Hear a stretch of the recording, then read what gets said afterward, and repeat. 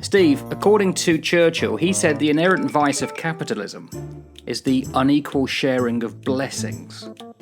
The inherent virtue of socialism is the equal sharing of miseries. Anyway, that's Churchill for you. There's always a sting. Capitalism. It's been around for a while, but is it good? Well, I guess capitalism in and of itself is neither good nor bad. I don't think that capitalism is a moral vice or a moral virtue. It's neutral. I would say it is how capitalism is used that's probably the better way to look at it. You think it's not used good, or it's used indifferently or bad? I think that there are people who are capitalists who use their capitalism very well, and conversely, I think that there are those who use their capitalism very poorly. So, capitalism, depending on how we're going to define it, for this conversation, how are we defining capitalism? What do we mean by it? Oh, good question. I looked at the pros and cons, but not the definition. Obviously, it's to do with capital, the raising of cash and money, and liquidity, and then using it to further business and industry.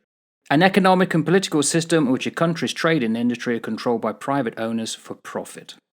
Did it say it was an economic and political system? No, but this is just basically, as you open it up, it gives you the dictionary, but it doesn't say what dictionary. And it's actually, I've noticed, and you should never go by these people, Wikipedia. The Boudian. Because effectively, no capital system can get away without the government getting its fingers in and controlling, and that's obviously, it's in the interest of a nation to do that, because if they went rampant, they would become a state within the state very easily. What would be some of the key characteristics from that definition? You're looking at private ownership.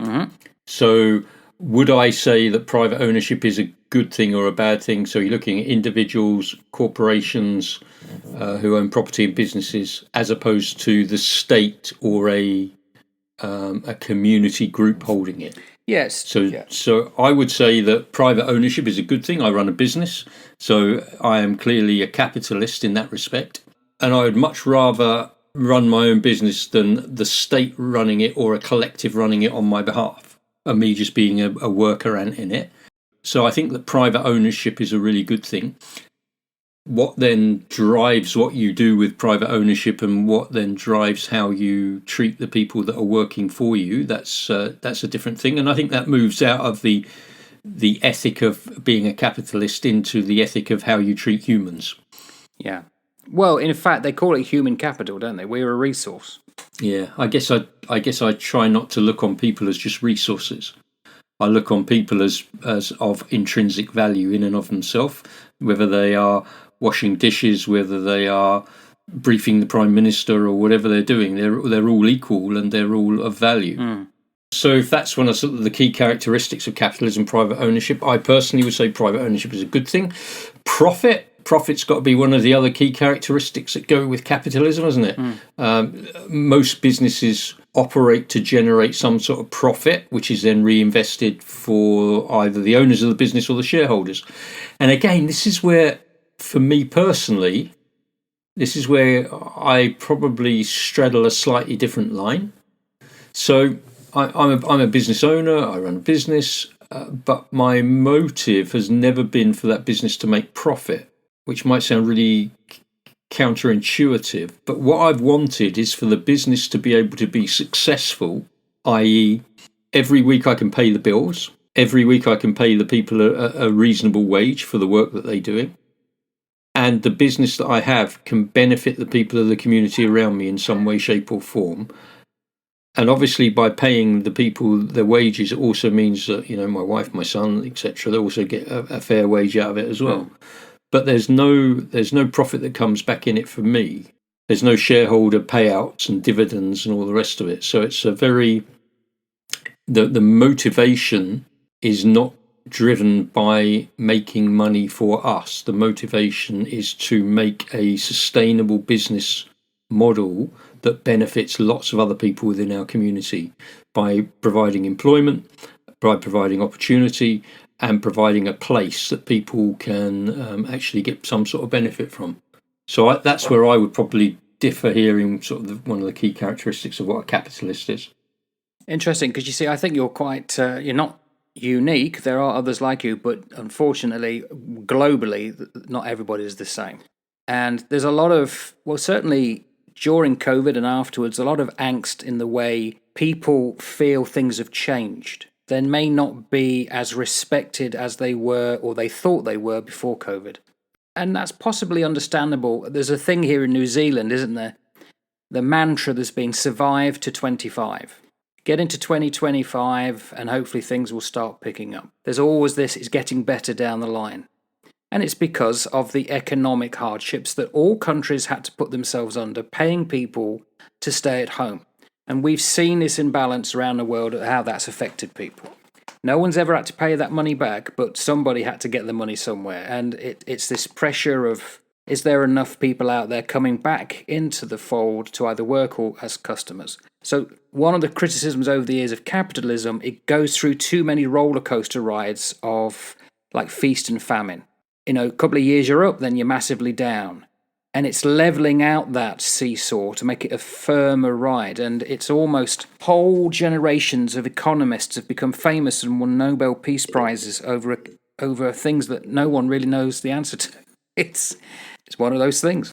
Yeah, absolutely. So I think that when the work that you do or the business that you run is really subject to those sort of economic influences and guided by market forces that sit way outside of you, like where we are in New Zealand. We are, you know, America sneezes and everyone else in the world catches cold type thing. It's the way it works, isn't it? So I think if your business model is so heavily aligned and is so precariously balanced on market forces, you will have a problem when we have issues that upset that market balance, that market economy. Yeah. I know that over the sort of 8.5 years that I've run this particular business, we have had huge challenges in the economy for various reasons. We've had the Kaikoura earthquake, which had a huge economic effect on us because of the traffic flow, the way that the traffic would stop at us and visit us. They stopped doing that and they started to stop another 50 k's further up the road because of the way that the route took them, because of the infrastructure of the state highway. We've had the Christchurch mosque shooting that had an effect on us because of confidence in people coming out, gathering, doing all sorts of different things like that. Then we had the COVID pandemic and the restrictions that were put on us, which had a huge effect on us. And then with the requirement for people to have to be vaccinated to come into us. Again, that has a massive economic effect on us. So there's a whole range of things that can, outside of your control, have a huge effect on you. I guess, as I said sort of earlier, and perhaps we while we have a profit hope, that's not our motivation. The way that we've tried to structure our capitalist business is that while we may go through a dip when the market economies take a nosedive, we go through a dip, we don't go through a nosedive, because we've tried to make our model less susceptible to those market forces by not over borrowing, by not borrowing against the business, by not seeking to grow exponentially, by not taking on a high debt to sort of profit ratio or indeed any debt where you can do it. I mean, we haven't gone out and bought big houses, flash cars on tick and all of that sort of thing. It's just not happened because I just don't think it's a sustainable model when you are reliant on an economy that you just can't predict. That's one of the criticisms against capitalism, is that it's unsustainable. Although that's an interesting thing because we've had capitalism now for quite a long time and it seems to be carrying on. So I don't know how far they're talking about it being unsustainable. I think I understand what they mean by it. Well, it's unsustainable in so much as if you are constantly chasing material growth and money, then it's unsustainable because there's only so much you can squeeze something, right? But if your business model isn't just focused on grabbing money, But let's say, how do you put a dollar value on opening somewhere up to allow somebody to come in where they feel at peace, at home, at rest, where they feel like their soul recharges? What dollar value do you put on that? Don't think you can. So it's very difficult, isn't it? So what you need to try and do is, I think, in the businesses that you run, is look to build into it a whole ethos, a whole ethic of how you operate. And it's not purely about money. It's about how you wrap into the people that work for you, how you build into their lives, how you make the place where you are running a place that they're happy to come to work in, how you make that whole environment a good environment, how you build that whole team culture. Back in our day, mate, back in our previous world, it would be the esprit de corps, You would go into a particular group and there would be a certain esprit de corps. There'd be a pride in the unit that you served in or the things that you did. And I think that if you can try and capture some of that in whatever job that you do, or particularly if you run a business, and build that in, and it's as much about the pride of the job and the way that you can, I would say, bless other people's lives rather than just chasing a dollar. And then I think that model will go on forever, because how could it not? You're one of the unique ones, because too many people who come across capitalism, it leaves a bad taste in their craw. Some of the kind of things that are thrown at capitalism, it's exploitative. Long hours for businesses who begrudge paying a living wage, let alone a minimum wage. And a lot of people feel alienated from the people in charge. I flicked you a video, didn't I, of a guy talking in America. Yeah.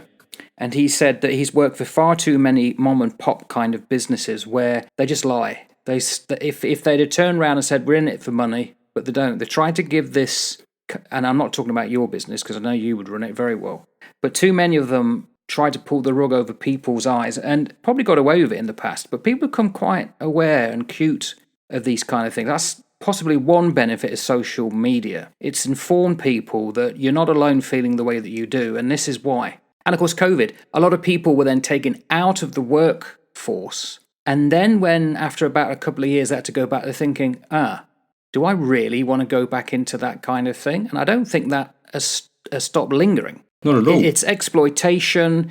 It's unstable. You could be released at any time. And potentially, and this is the thing that I've always struggled with, you just become a commodity. You just become a tool for far too many businesses that don't see you as a human being.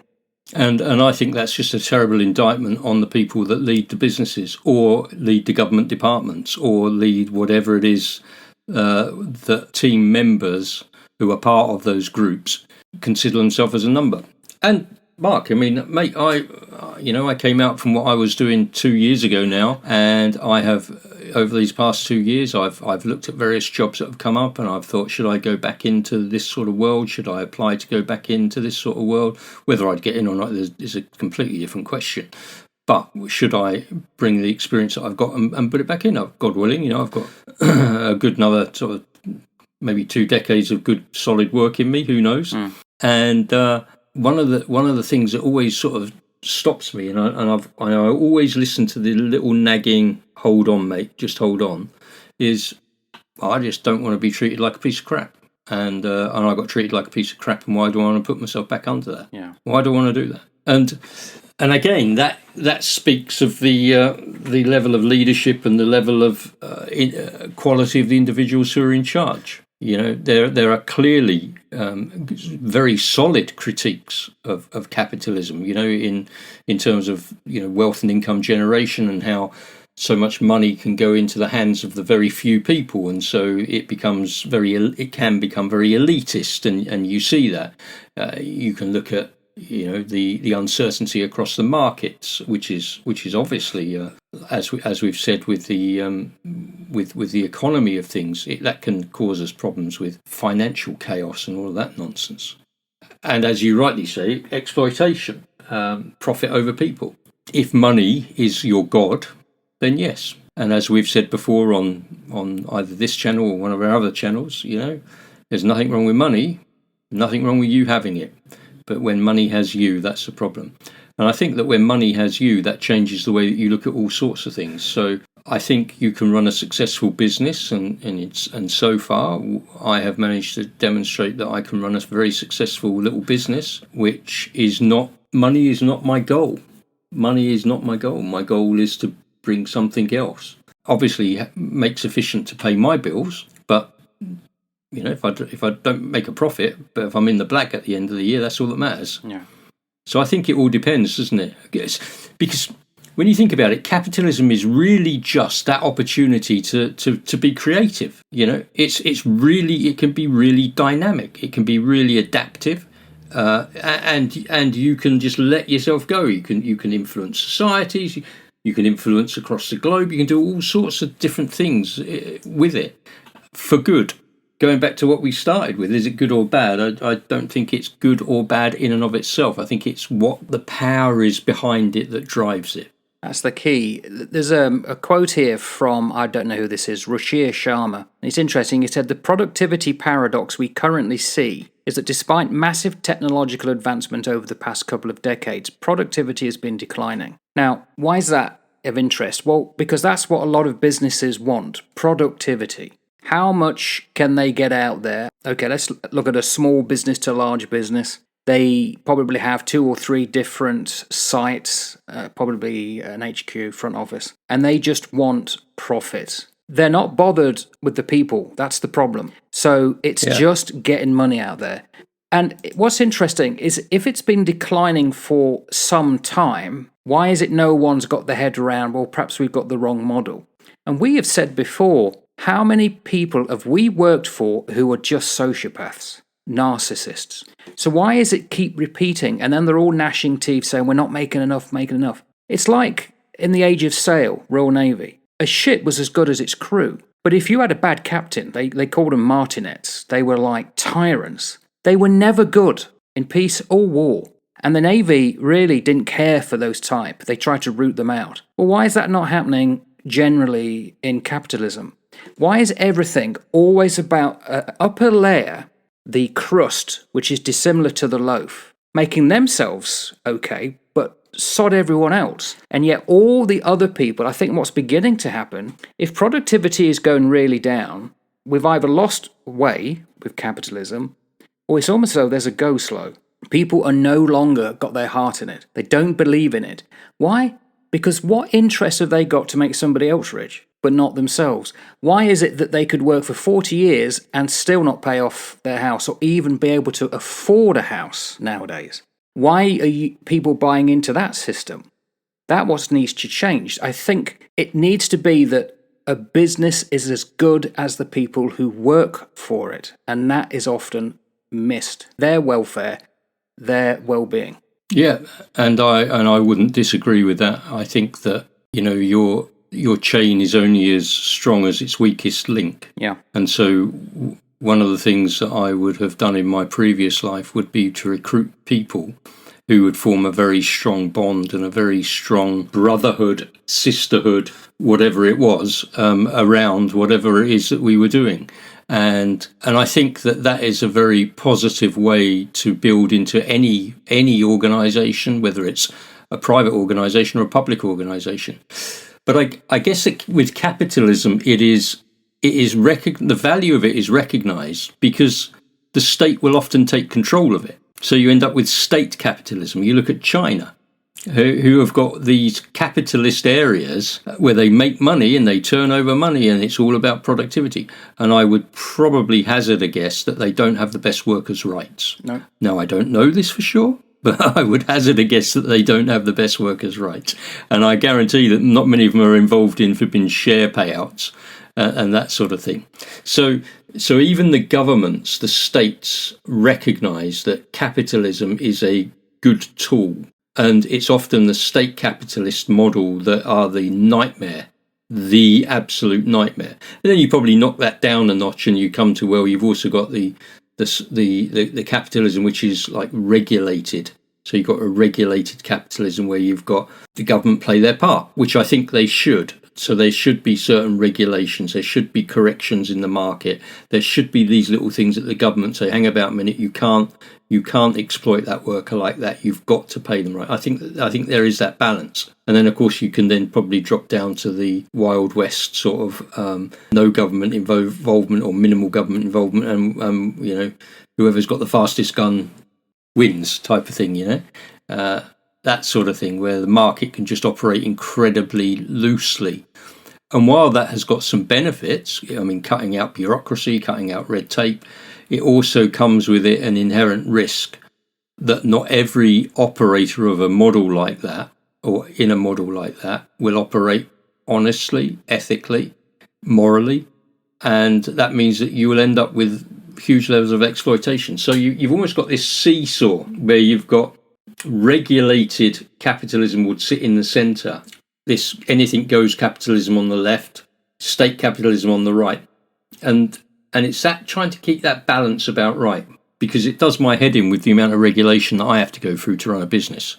It's a nightmare. Yeah, and some of the regulation is probably unneeded, but a lot of it is needed. For instance, in the 19th century, there was no workers' rights for redress for injury at work. And some of them had to put themselves in appalling conditions where they could get injured, and if they did, tough. Look at the looms, the mills, the dark satanic mills of North Britain, where children as young as 5 was forced to go underneath. And these are 5-year-olds. I keep thinking of my grandson. And don't put your hand up as it's coming round because it could chop it off. But they had to do it to get the lint out. It was only because of legislation that was brought in. One of the criticisms of capitalism, apart from exploitation, is taking away human rights. It's forcing people long hours, unpaid overtime, very limited rest periods, if any, and then no recourse to sick pay if they happen to go ill. And that was the big scandal of the late 19th century, where if somebody couldn't go to work, a whole family was going to starve. Because there was no other way. Well, someone was still making money, vast amounts, some people, but the vast majority, 99%, weren't, and they were just like worker ants. And this is where, like I said, that seesaw analogy, regulated capitalism, having a government that do mandate certain things, that do play a role in correcting things, that do make sure that workers' rights are prescribed in law, is a positive thing. Because it does then help negate the bad actors.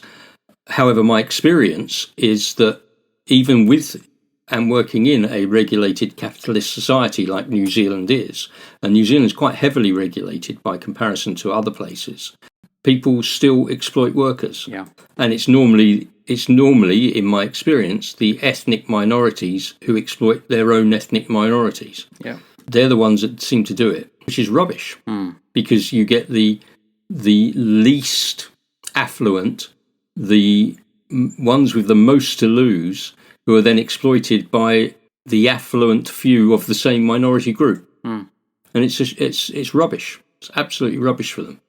I've seen some horror stories like that. And also think of the term capitalism. It's not peopleism. It's got F4 to do with people. This is money. That's all it's interested in. Which is why you've got to with that sort of second point that I talked about as one of the characteristics, the profit motive. Not all of your profit is in a dollar. Your profit can be in watching somebody grow. Your profit can be investing in an individual's life. Your profit can be launching somebody onto their own career trajectory. That's one of the nicest things if you run your own business, is that you can identify people who are talent. And you can bring them in and you can train them up, and you can then, it's like wind the frog, Toy Story, wind the frog, and you wind it up and you let it go. And it's so nice. It's so good to see that with people. I've been exceptionally fortunate with some of the people that I've worked with and recruited over the years. And I've just watched them fly, and it's fantastic. So nice to see. They're great individuals. And when you're in a position of leadership or of management, whether it's corporate, private, however it might be, whether it's government, if you find yourself in a position like that where you can actually build into the lives of individuals, that is a profit motive, but it's not a dollar value. The final thing I will say about capitalism is, I thought, what's the problem with capitalism? And I noticed this as a teacher. You know the Holy Grail, Monty Python. You'll know the scene where the father says, make sure the prince doesn't leave this room until I come and get him. And he tries to leave, and the guard says, not to leave the room, even if you come and get him. No, until I come and get him. Until you come and get him, we're not to enter the room. No, you stay. Whoever is well-meaning at the top, you're going to have people below who don't buy into it or understand it. And that is the problem. And the bigger you get, and with capitalism, there's always this tendency to want to grow. You just can't control that. You're dealing with people who they're there as a warm body in the room. They often get promoted into positions they have no idea why. And then it all turns to custard very quickly. Yeah, it does indeed. I have recently heard of some people who are going to be promoted into positions in my old world who I think, oh my goodness. Well, I will watch this with from a distance and from the sidelines, shaking my head. So is capitalism good, indifferent, or bad? I think capitalism per se is neutral, and I think it's the driving ethic behind the people that run the individual businesses that will either be good or bad, and will either present the capitalist model in a positive way or a negative way. And people have good experiences of it and bad experiences of it, but it's driven by the people that run the businesses, and it will flow from them, because what comes down from the top. Yeah. No, I agree. Totally agree with that one. There we go. Wonderful. Been a pleasure, sir. Ta-ta for now. TTFN.